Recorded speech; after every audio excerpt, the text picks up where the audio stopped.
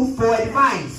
Because when you follow regulations, God will prove that you can have less and still get more. Am I preaching to anyone tonight that knows what it feels like to live your life? You don't have a lot of money. You don't have a lot of education. You don't have a lot of friends. You don't live in a mansion or drive a Mercedes. But your testimony is, I'm here tonight not because I have it all together, not because I'm the best one in the room, not because I crossed all of my T's and dotted all of my I's, but I can hear his voice in my ear, and I've been following. I'm going to wake you up in a minute. Don't make me come down there. Is there anyone other than me that can testify? When I look back over my life, it's not because of the college I graduated from, not who I'm connected to, not who my colleagues are, but I've been following regulations with pain in my body and tears in my eyes and bad days on the horizon. I've been following God's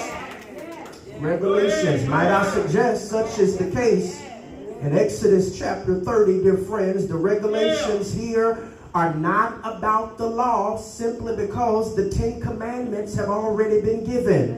The regulations aren't about restitution because God has already explained to his children how to handle disputes. But the regulations here are about ministry. I think I done brought the wrong sermon. I don't think this is what you came to hear tonight. But might I suggest to you, child of God, even in God's church, I know that we come to church and we do what we want and say how we feel, but you do understand when it relates to doing ministry that is directed by our God, there are still regulations that we must follow. I know we don't say how we always say what we should, and I know we don't always follow order in church, but you do understand that where we are sitting and where we are singing and how we are praising is still holy ground, and there are regulations when we are in the house of God. All right, you got quiet.